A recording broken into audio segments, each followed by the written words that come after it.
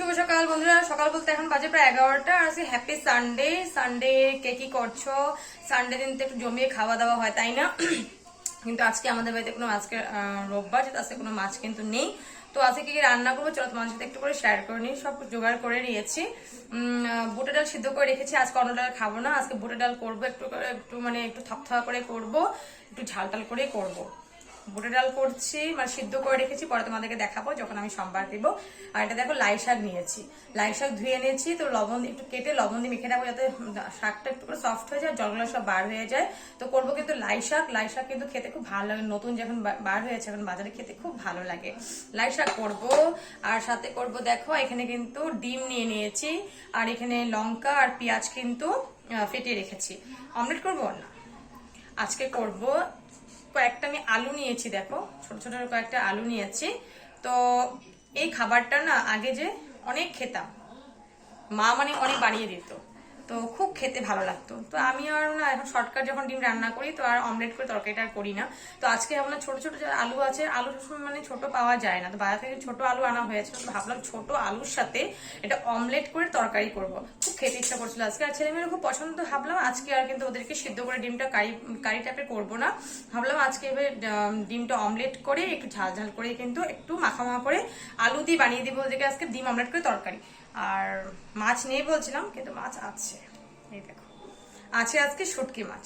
শুটকি মাছ বলতে এটা আমি আনিনি, আমার মেয়ের একটা বান্ধবী আছে, ওনার মা দিয়েছে। ওর মা হলো অ্যাকচুয়ালি বলতে গেলে সিলেটি, শিলচর থাকে, তো আমাদের বাড়ির সামনেই থাকে। তো মানে শিলচর যখন গিয়েছিল তখন আমাকে মানে আসার পথে মানে তো ওরা অনেকগুলো মানে শুটকি এনেছিল, তো আমাকে বলেছে কয়েকটা নাও। আর এটা হলো হিদল শুটকি, দেখলে মানে বুঝতেই পারছো এটা হলো হিদল শুটকি। তো এটা বেশি একটা কিন্তু আমি খাই না, কিন্তু যেহেতু দিল বললো খেতে খুব ভালো হয়। আমি কিন্তু কোনোদিনও বেশি মানে আমি ট্রাই করিনি, আমি কিন্তু এখনো কোনোদিন খাইনি। তো আমাকে বললো মানে খেয়ে দেখো, এখন ঠান্ডা দিনে খেলে কিন্তু খুব ভালো, আর শরীরের জন্য বলে ভালো।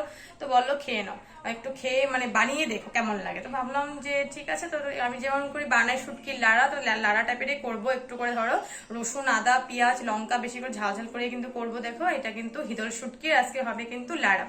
ভর্তা করবো না, আমি আজকে লাড়া করবো, সুন্দর তেলে ভেজে ওইভাবে কিন্তু করবো আজকে হিদল শুটকির লাড়া।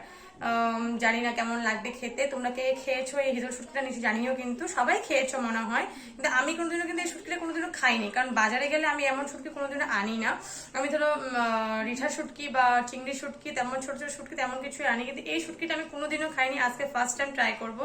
হিদল শুটকি রান্নাও ফার্স্ট টাইম করবো, আর কিন্তু আজকে এটা কিন্তু খাবো ফার্স্ট টাইম। তো চলো দেখা যাক কেমন হয়। তো রান্নাগুলো করে নিই, পরে তোমাদের সাথে কিন্তু দেখা হবে। আর রান্নার জোগাড়গুলো এখন মোটামুটি সবকিছু করে নিই, শুধু রান্নাটা বসাবো। ভাত কিন্তু আগেই নামিয়ে নিয়েছি, আজকে ভাতের জন্য বসে থাকলাম না।